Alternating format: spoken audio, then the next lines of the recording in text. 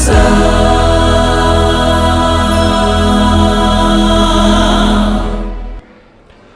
Asanti, tukiwa vile tulivyo, tukikamkaribisha mhubiri wetu wa leo, hebu tuamini na tuombe. Mtakatifu, mtakatifu Baba uishie milele, jina lako na litukuzwe na lihimidiwe milele. Asante kwa kutupatia uhai siku hii ya leo, na ukatuunganisha hapa ili tuje tusikize neno lako wewe ukiongea nasi.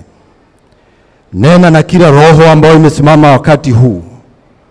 Nena na kila roho ambayo inasikiza mahali wako saa hii. Na pia Bwana, jidhihirisha katika maisha yetu, ili tujitayarishe kwa ajili ya ufalme wako, kwa maana wakati ni sasa, na ni katika jina la Yesu aliye Bwana na mwombezi wetu.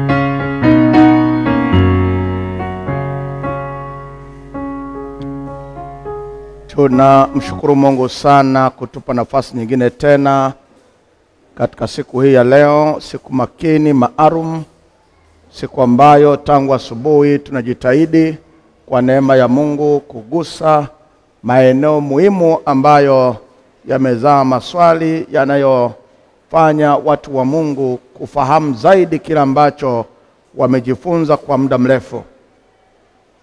Na siku ya leo pia, siku ya leo makini, bado tunaendelea katika ulimwengu wa kujibu baadhi ya mambo ya msingi ambayo watoto wa Mungu wameuliza. Waona waalika kwa namna ya pekee, nitakwenda kuyagusa hayo maswali, lakini jioni ya leo nagusa swali moja tu, ili litusaidie kutoka hatua tuliopo kwenda hatua nyingine ya kuelewa masomo ambayo kwa siku 7 tumekuwa tukijifunza. Rafiki yetu huyu anasema nipo kwa Jomvu. Sasa kama nimetamka vizuri au nimekosea, kwa Jomvu ndiko aliko, na anasema ninakaa bichi. Ukinijibu swali langu kwa namna nilivyokuwa na kusikiliza kwa YouTube yangu, nabatizwa. Mimi si wa dini yako, dini yangu ni tofauti.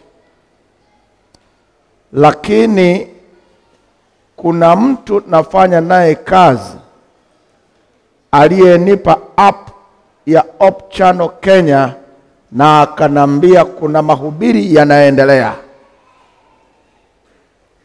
Nimekuwa mwaminifu, nimesikiliza. Nina swali moja kama mawili hivi, naomba nisaidiwe. Je, ni kweli Yesu Almasihi yuko mbingu ya 3? Na kama yuko ya 3, si yuko chini? ya yule ambaye yuko ya 7, ambaye mimi ni mtume wangu? Ndilo swali hilo. Ndugu watazamaji, napenda nirudie swali la huyu rafiki. Amepewa app ya Hope Channel Kenya na akafuatilia mahubiri yanavyoendelea. Ameinuka na swali la msingi ambalo tutalijibu, na baada ya hapo atafanya maamuzi.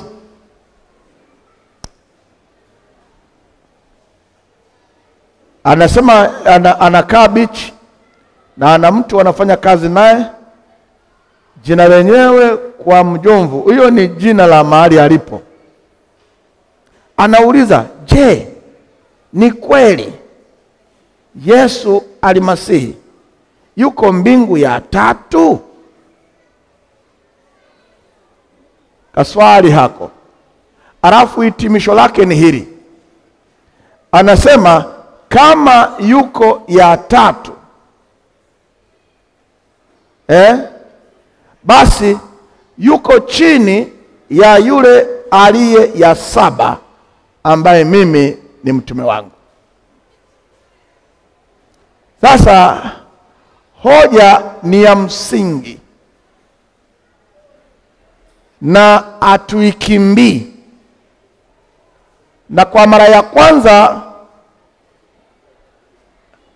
tutakupa majibu sahihi ambayo wewe na wengine watawasaidia kwenye kufanya maamuzi.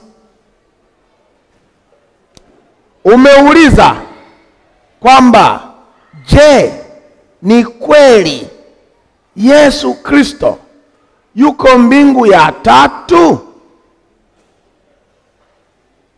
Nakupa jibu la kwanza. Jibu ni ndio.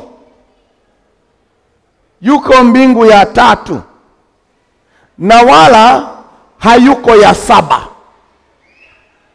Yuko ya ngapi? Yuko ya ngapi? Ya 3. Hayuko ya 7. Umeuliza swali la pili kwamba sasa si ni mdogo, maana aliye ya 7 yuko pakubwa. Sasa fuatana nami ili udhibitishe maandiko yanakaaje.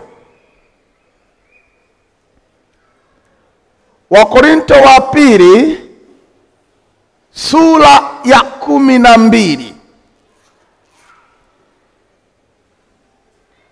2 Corinthians sura ya 12.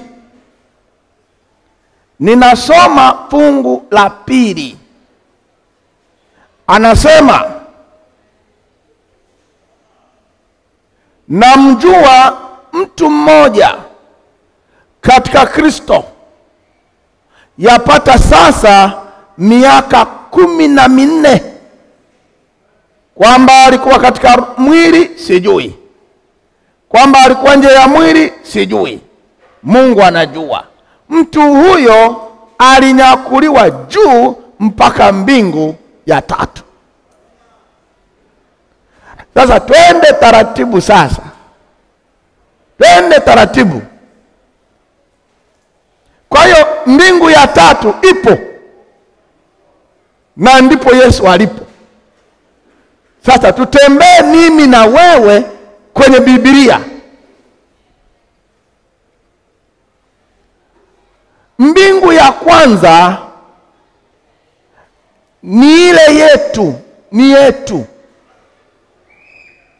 Mbingu ya sayari dunia, hiyo ndio mbingu ya kwanza kwa mujibu wa Biblia. Nenda kitabu cha Mwanzo sura ya 1, aya ya 6 mpaka ya 8. Anasema, aya 6, Mungu akasema, na liwe anga kati ya maji, likayatenge maji na maji. Mungu akalifanya anga, akayatenga yale maji yaliyo juu na ya anga na yale yaliyo chini ya anga. Ikawa hivyo. Mungu akaliita lile anga mbingu. Ikawa jioni, ikawa asubuhi. Ukienda nje ukatazama juu, hilo anga unaloliona ni mbingu namba moja na ni ya kwetu. Ndio maana ukiwa na mtoto mdogo ukamrusha juu, hawezi kwenda jumura, maana hiyo ndio mbingu yake. Atarudi kwako. Hiyo ndio ya kwetu, na niyo mbingu namba moja, na ni ya sayari dunia. Ndani yake kuna mwezi, kuna jua, kuna nini. Hiyo mbingu hiyo namba moja, hiyo ni yetu.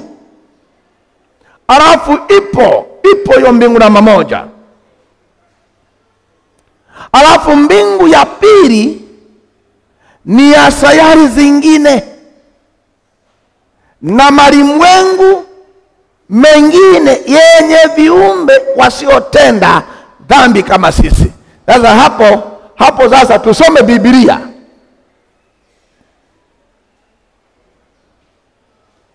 Wako sizungumzi unidentified flying object,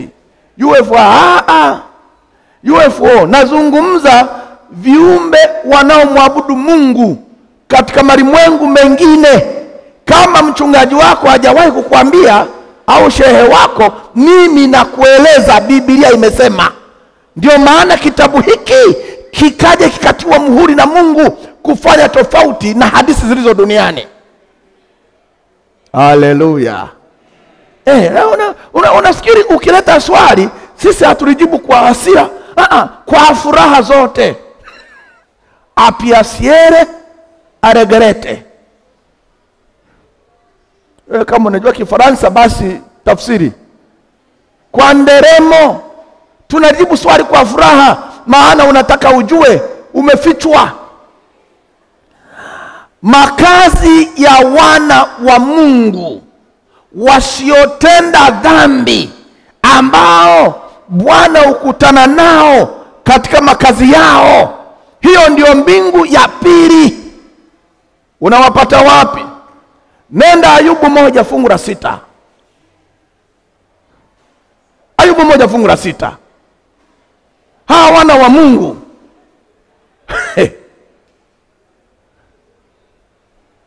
anasema, ilikuwa siku moja ambayo hao wana wa Mungu walikwenda kujihudhurisha mbele za Bwana. Shetani akaenda kati yao. Walikokwenda kukutana ni mojawapo ya sayari alizoziumba Mungu zenye viumbe kama sisi, ambao wanaitwa wana wa Mungu na hawakutenda dhambi. Hiyo ndiko walikwenda kukutana. Hawakwenda kukutana anakoishi Mungu, maana anakoishi Mungu Shetani alikwisha fukuzwa, hawezi kwenda. Utaniuliza liko wapi andiko alilofukuzwa hawezi kwenda? Chukua Biblia yako. Chukua Biblia yako, nenda Ufunuo ile sura ya 12, anza kusoma fungu la 7. Kulikuwa na vita mbinguni, Mikaeli na malaika zake wakapigana yule joka. Joka akapigana nao pamoja na malaika zake, nao hawakushinda, wala mahali pao hapakuonekana tena mbinguni. Kwa hiyo mahali pa Shetani mbinguni aliposhindwa hakuna. Shetani ameshindwa jumla, na mnaomfuata mtashindwa jumla. Hapakuonekana tena. Na kwa sababu hapa kuonekana tena, akafanyaje? Katika ile fungu la 9, yule joka akatupwa, yule mkubwa, nyoka wa zamani aitwaye Ibilisi na Shetani, audanganyaye ulimwengu wote, akatupwa hata nchi na malaika zake wakatupwa pamoja naye. Kwa hiyo walitupwa jumla, hawawezi kurudi. Na kwa hiyo hapa Shetani hawezi kwenda, ila kwenye sayari zingine kabla ya Kristo kufa msalabani alikuwa anaenda kuwadanganya, ila hawadanganyiki. Anaenda kuwadanganya, hawadanganyiki. Aliyedanganywa ni Adamu na mke wake hapa duniani. Yeye mbinguni alifukuzwa kabisa. Nikaze maarifa, nenda Ezekieli 28. Nenda fungua Biblia yako Ezekieli 28, ujiridhishe kile ninachoongea ili uwe salama. Sura ya 28 ya kitabu cha Ezekieli. Angalia anapofukuzwa mbinguni kinachozungumzwa. Fungu la 16, kwa wingi wa uchuzi wako watu walikujaza udhalimu ndani yako, nawe umetenda dhambi. Kwa hiyo nimekutoa kwa nguvu katika mlima wa Mungu kama kitu kilicho najisi, nimekuangamiza ewe kerubi afunikae, utoke katika mawe ya moto. Moyo wako uliinuka kwa sababu ya uzuri wako, umeharibu hekima yako kwa sababu ya mwangaza wako. Nimekutupa chini, nimekulaza mbele za wafalme wapate kukutazama. Kwa wingi wa maovu yako na uovu wa uchuzi wako umepatia unajisi patakatifu pako. Basi nimetokeza moto ndani yako, nao utakuteketeza. Nimekufanya kuwa majivu juu ya nchi machoni pa wanaokutazama. Yaani Shetani alifukuzwa jumla, na hukumu anaijua, ataungua kwa moto mpaka awe majivu. Angalia fungu la 19, wote wakujuao katika kabila za watu watakustajabia, umekuwa kitu cha kutisha, wala hautakuwepo tena hata nini milele. Kwa hiyo wale mnasemaga alikuwa na neema, alikuwa na nini, soma Biblia vizuri, acha kujikanyaga. Biblia haimpi nafasi ya pili. Nafasi ya pili alipewa akiwa mbinguni na akashindwa kuitumia. Kwa hiyo ameangamia kabisa. Kwa hiyo hapa wanapokutana hawa wana wa Mungu, wanapokutana hapa ni kwenye sayari zingine. Waliwahi kukutana. Unaweza ukaenda tena Ayubu 2 fungu la 1. Na hapo walipokutana alienda tena Shetani. Tena kulikuwa na siku hiyo wana wa Mungu walipokwenda kujihudhurisha mbele za Bwana, Shetani akaenda kati yao ili kujihudhurisha mbele za Bwana. Kwa nini alikuwa anakwenda? Alikuwa anakwenda kwa sababu Adamu aliyekuwa anatakiwa awe kwenye mkutano huu alikuwa ametenda dhambi, na Shetani amemnyang'anya mamlaka kwa nguvu. Kwa hiyo alikuwa anakwenda kuhudhuria akijifanya ndiye mwakilishi wa dunia. Adamu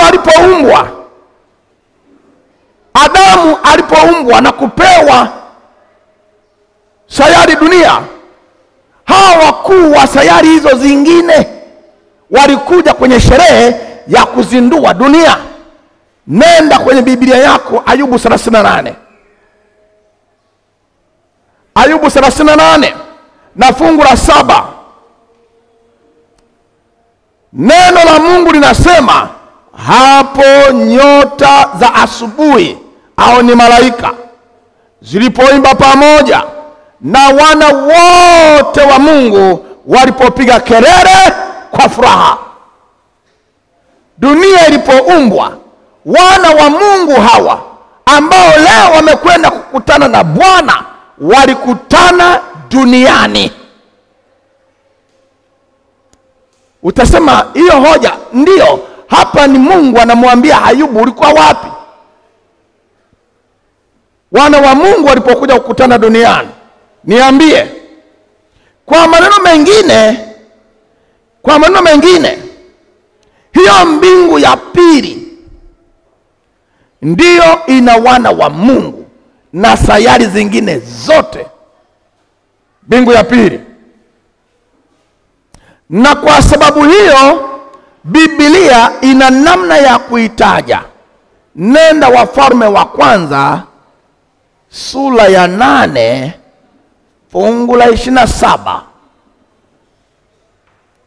Wafalme wa kwanza sura ya 8 fungu la 27 anasema, lakini Mungu je, atakaa kweli juu ya nchi?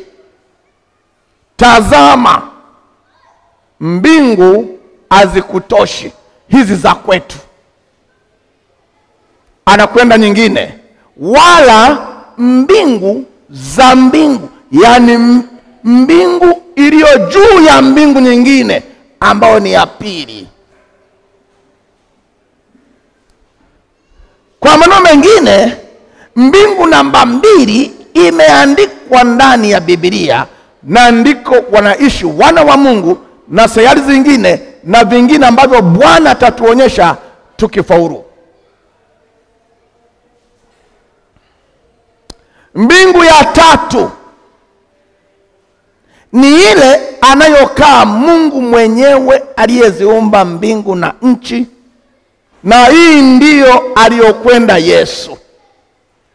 Rafiki yangu uliouliza swali, ya tatu ndiyo aliyokwenda Yesu. Mbingu hii ina jina kando ya kuitwa mbingu, bado inalo jina la pekee.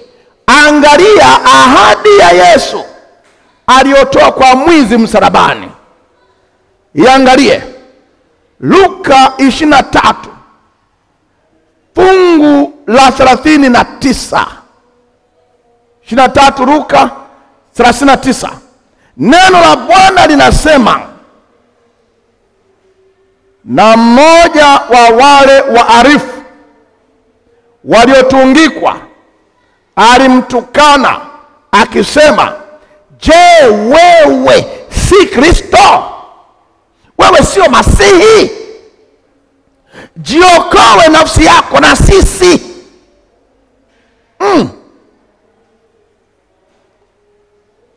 Fungu la 40 linasema, lakini yule wa pili akamjibu akamkemea akisema, wewe umwogopi hata Mungu? Angalia huyu mwizi msalabani anamwangalia Yesu, anampa heshima yake, anasema wewe umwogopi hata Mungu, kwamba huyu aliye msalabani niliye naye hapa, tuliye naye ni Mungu aliyevaa mwili, ni neno aliyevaa mwili. Kwa hiyo akamwambia, wewe umwogopi hata Mungu, nawe katika hukumu hiyo hiyo. Na ni haki yetu, ni haki kwetu sisi, kwa kuwa tunapokea malipo yanayostahili matendo yetu, bali huyu akutenda lolote lisilofaa. Fungu la 42. Kisha akasema, Yesu, nikumbuke utakapoingia katika ufalme wako. Yaani huyu mwizi msalabani anamtambua Yesu kama mfalme. Utakapoingia katika ufalme wako unikumbuke. Fungu la 43, Yesu akamwambia, amini na kuambia leo hivi, utakuwa pamoja nami peponi. Kwa hiyo wale wanaotaka kuingia kwenye peponi, kwa Kiyunani paradiso, wanaotaka kuingia paradiso, huko ndiko Mungu anakaa, na ndiko Yesu alienda, na ndiyo mbingu ya tatu. Na mwizi amepewa ahadi, tutakutana huko, takapokuja kuwafufua na wewe utakuwemo, tutakuwa pamoja, kufa kwa amani. Akamtangazia amani, maana akaweka amani juu yake, na yule mwizi akatulia, akabakiza tu kufa ili aingie sasa paradiso. Sasa kwa hiyo mbingu ya tatu naitwa paradiso au peponi. Rudi wa Korinto wa pili sura ya 12. Rudi hapo sura ya 12 wa Korinto wa pili. Neno la Mungu linasema, fungu la pili, namjua mtu mmoja katika Kristo yapata miaka 14, kwamba alikuwa katika mwili sijui, kwamba alikuwa katika nje ya mwili sijui, Mungu anajua. Mtu huyo alinyakuliwa juu mpaka mbingu ya tatu. Nena fungu la 3, nami namjua mtu huyo, kwamba alikuwa katika mwili sijui, kwamba alikuwa nje ya mwili sijui, Mungu anajua ya kuwa alinyakuliwa mpaka peponi, akasikia maneno yasiyotamkika ambayo haijuzi mwanadamu ayanene. Kwa hiyo Wakorinto inasema mbingu ya tatu ndiyo peponi, na Biblia na Yesu anakubaliana kwamba anapokwenda ni peponi, ni mbingu ya tatu. Kwa hiyo mbingu ya tatu ndiyo Yesu Almasihi alienda, na maandiko yanasema alifika. Matendo 1:9, Matendo 1:9, akiisha kusema hayo, walipokuwa wakitazama, akainuliwa, wingu likampokea kutoka machoni pao. Kwa hiyo amenyakuliwa na wingu, akaanza kwenda mbinguni. Wingu likampokea kutoka machoni pao. Nenda katika Biblia tuone kama alifika. Danieli 7 fungu la 13. Hapo tunatafuta huyu Yesu aliyeondoka amevaa mwili wetu kama mwanadamu. Je, alifika? Na wingu lilipompokea na kumpeleka, lilimpeleka wapi? Tunataka Biblia ijisemee. Fungu la 13 anasema, nikaona katika njozi za usiku, na tazama, mmoja aliye mfano wa mwanadamu akaja pamoja na mawingu ya mbingu, akamkaribia huyo mzee wa siku, wakamleta karibu naye. Aliondoka na wingu, na sasa amekwenda na amefika. Haleluya! Sasa huyu aliye ya 7, andiko liko wapi la kwenda? Endelea kufuatana. Kwa hiyo huyu alifika, na kielelezo kilichomtoa duniani ambalo ni wingu ndilo alilokwenda nalo, na akafika kwa Baba aliyekuwa kwenye kiti cha enzi. Hapo alipoingia Yesu, hiyo mbingu ya tatu anayokaa Mungu. Asa marafiki zangu, rudi kwenye kitabu cha Danieli. Rudi kwenye kitabu cha Danieli ile sura ya 7. Kuna haja ya kujua jambo fulani hapo. Nenda Danieli ile sura ya 7. Nenda fungu la 9. Fungu la 9 anasema, nikatazama hata viti vya enzi vikawekwa, na mmoja aliye mzee wa siku, yani Mungu mwenyewe, ameketi. Mavazi yake yalikuwa meupe kama theluji, na nywele za kichwa chake kama sufi safi, na kiti chake cha enzi ilikuwa miali ya moto, na gurudumu zake moto wakao. Fungu la 10, mto kama moto ukatoka ukapita mbele zake, maelfu wakamtumikia 10,000 mara 10,000 wakasimama mbele zake. Hukumu ikawekwa, vitabu vikafunguliwa. Hapa ndipo Yesu ameenda alipo Baba kwenye kiti cha enzi na amekaa mkono wa kuume. Hapa alipo Baba. Sasa tujiridhishe, je, hapo alipoingia kuna mbingu nyingine? Nenda Waebrania 9 fungu la 24. Neno la Mungu linasema katika Waebrania 9 fungu la 24, kwa sababu Kristo hakuingia katika patakatifu palipofanyika kwa mikono, ndio mfano wa patakatifu halisi, bali aliingia mbinguni hasa aonekane sasa usoni pa Mungu kwa ajili yetu. Haleluya! Kwenye hiyo mbingu ya tatu ndiyo mbingu hasa, na sasa hivi yuko mbele za Mungu kwa ajili yetu.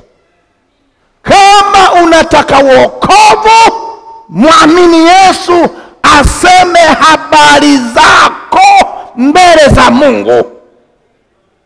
Mbingu ya tatu. Sasa tujiulize, hiyo ya tatu juu yake kuna ya 4, ya 5, ya 6, ya 7? Biblia inasemaje? Nenda Waefeso 4. Unajua uzuri ni kwamba Biblia huwa inajisemea, usiisemee. Biblia ni kiboko cha kuchapa wanaotangatanga ili warudi kwenye imani, wamfuate Mungu anayeokoa. Ndio kitabu kilichowekwa mihuri, kinajibu kila hoja. Waefeso 4 fungu la 9 anasema, basi neno hilo alipaa, maana yake nini kama ndio sio kusema kwamba yeye alishuka mpaka pande zilizo za chini za nchi? Yaani huyu Yesu aliyepaa kwenda mbinguni, maana yake alitoka juu akaja chini. Angalia fungu la 10 sasa. Naye aliyeshuka, huyu Yesu aliyekuwa ameshuka hapa duniani, ndiye yeye aliyepaa. Sasa malizia fungu. Aliyepaa wapi? Juu namna gani? Juu sana, kupita mbingu zote. Kupita mbingu zote. Kwa hiyo mbingu ya tatu ambayo Yesu yupo ndiyo ya juu kuliko zote. It is the highest heaven in superlative term. Highest, ndio ya juu. Sasa hiyo ya 7 lugha rahisi haipo. Lugha rahisi haipo. Mwandishi mmoja anaitwa Shaban Robert, mwandishi wa mashairi, alisoma kitabu kinachosema ya 7, akaichunguza, akagundua haipo.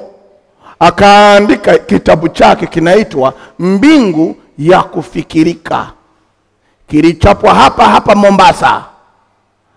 Anaita Mbingu ya Kufikirika. Haipo mpendwa, umeliwa keupe na keusi. Keupe na keusi, umechezewa kamari, una mategemeo yasiyo kuwepo. Haipo. Maana ya huyu Yesu ipo. Na ukienda alikozikwa, kaburi liko wazi, maana yake hayupo, alipaa. Makaburi mengine yote yamefungwa, maana yake marehemu wote wako ndani ya makaburi, hawajaenda kokote. Huyo alienda. Wengine wanasemaga Petro alienda. Hakuna kitabu kilichoandikwa. Walichimba chini ya kanisa la Mtakatifu Petro na wakakuta kaburi la Petero limeandikwa kwa Kilatini Peterosi iki. Peterosi iki kwa Kilatini. Peterosi ni Petero, iki maana yake yuko hapa.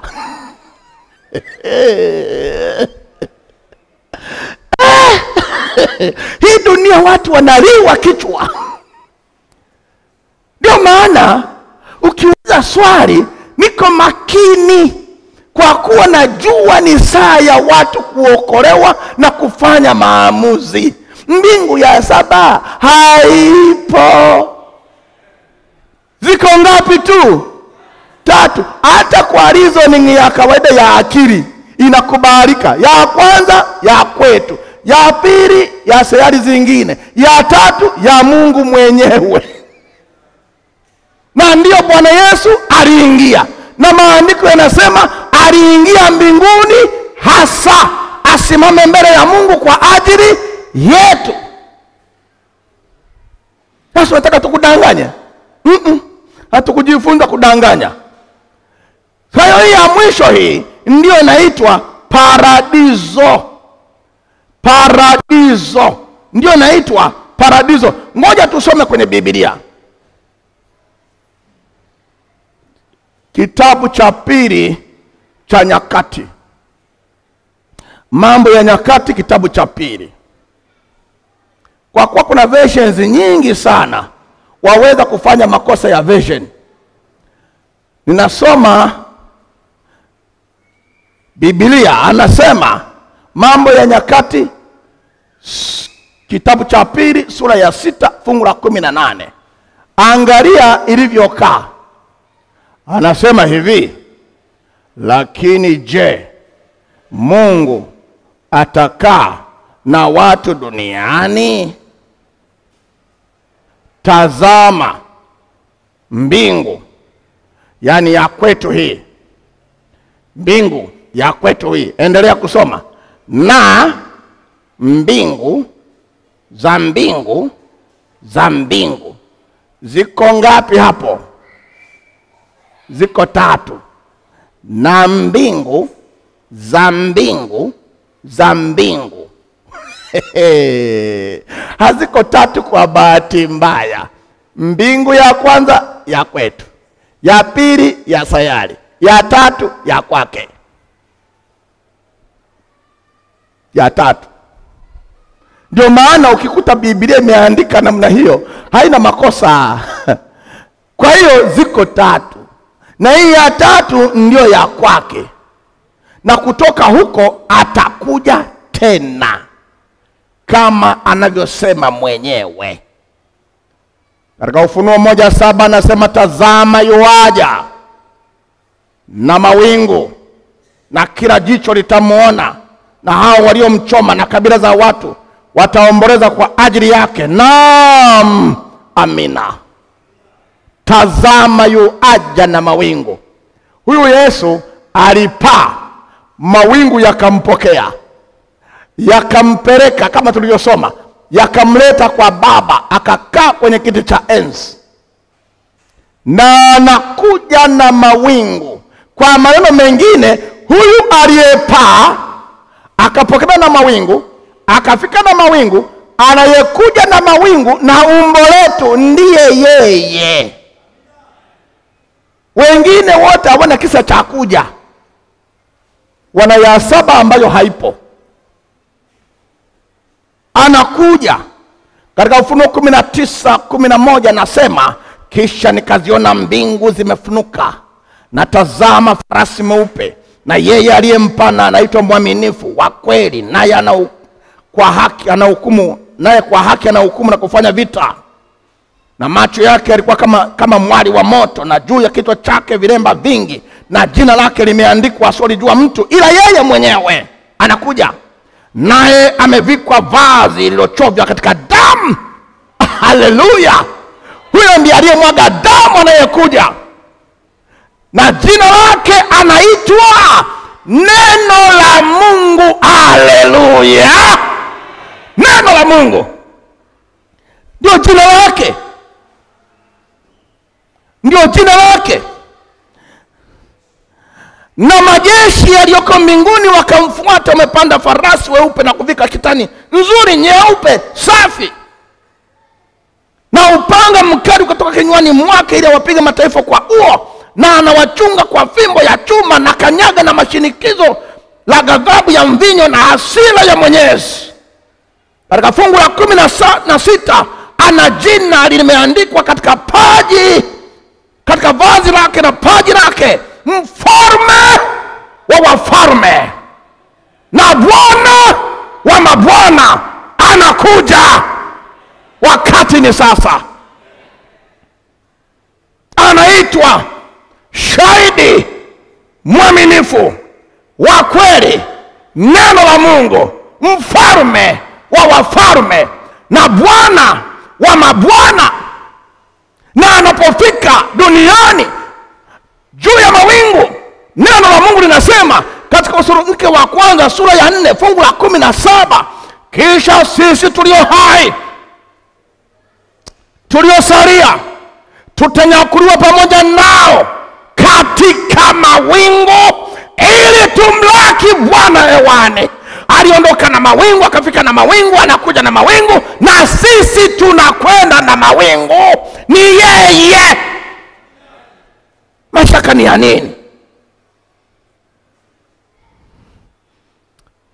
Mungu akubariki, Mungu akutie moyo, Mungu akupe nafasi. Usiogope kuuliza maswali, kwa kuwa maswali yanajenga hoja ambazo Bwana anataka azisikie, na Mungu anataka tufanye maamuzi tukiwa na akili timamu. Amekuwa akitusubiri kwa muda mrefu, amekuwa akisubiri tufanye maamuzi. Usidanganywe na usikubali kudanganywa. Unaambia yuko ya 7, mwambie nataka kuona alipokwenda. Alienda lini, tarehe ngapi, mwezi gani? Hamuna. Huyu Yesu mambo yake yako clear kabisa, clear kabisa. Namkubali sana Shaban Robert. Yeye aliposoma akagundua haipo, akaandika mbingu ya kufikirika. Shaban Robert.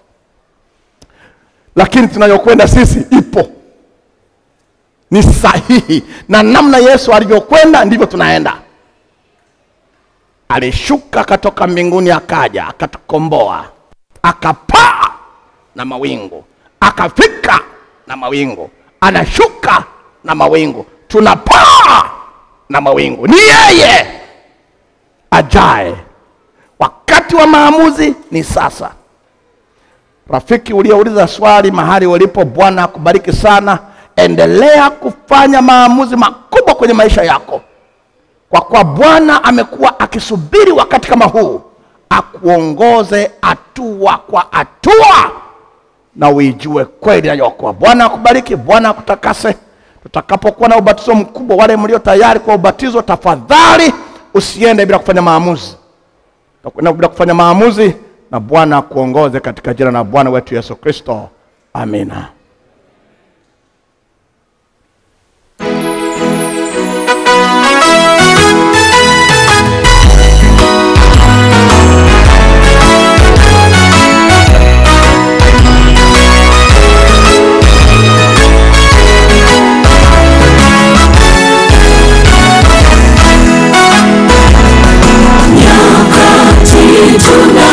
Tunazoishi ni za mwisho,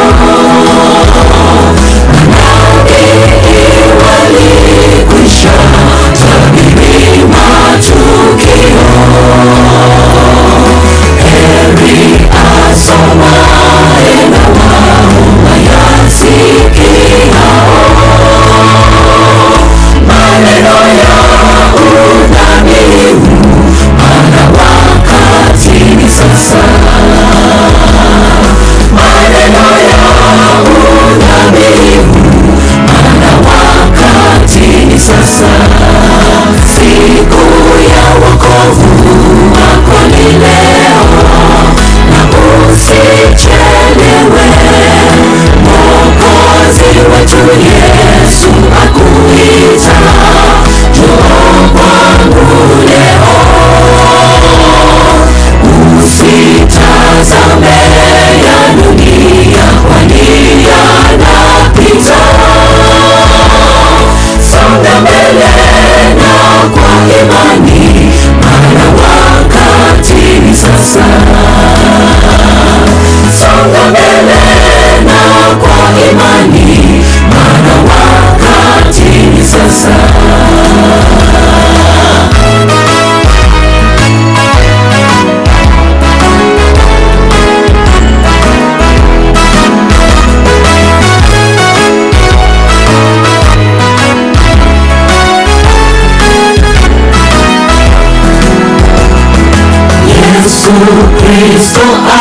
aliahidi atarejea.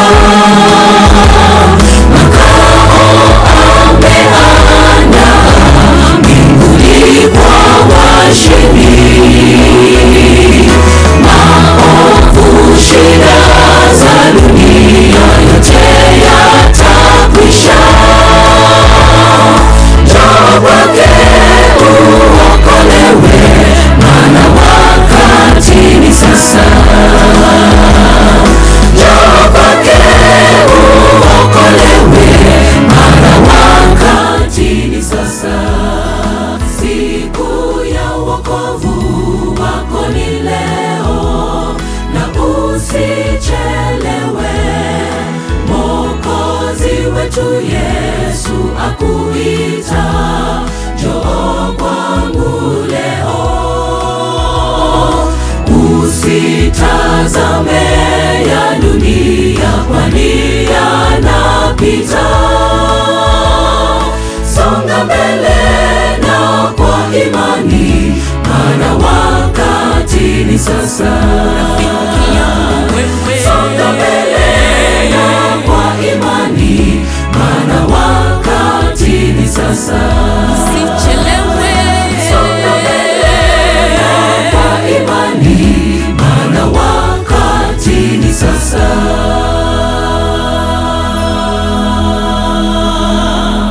Unatamani kuingia mbingu ya tatu aliyopo Bwana wetu Yesu Kristo?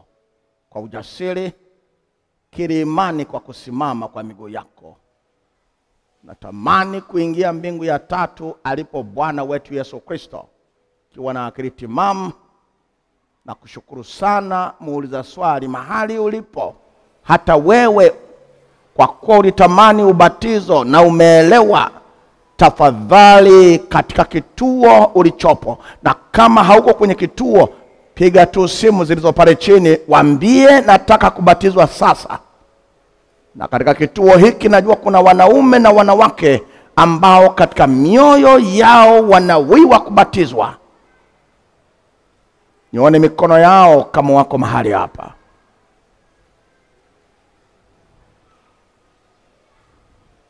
Baba,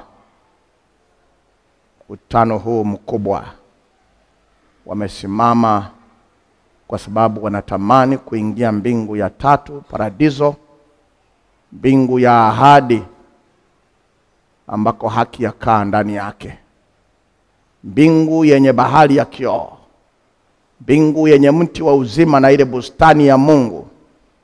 Tafadhali tusaidie kufikia viwango vya kukubalika.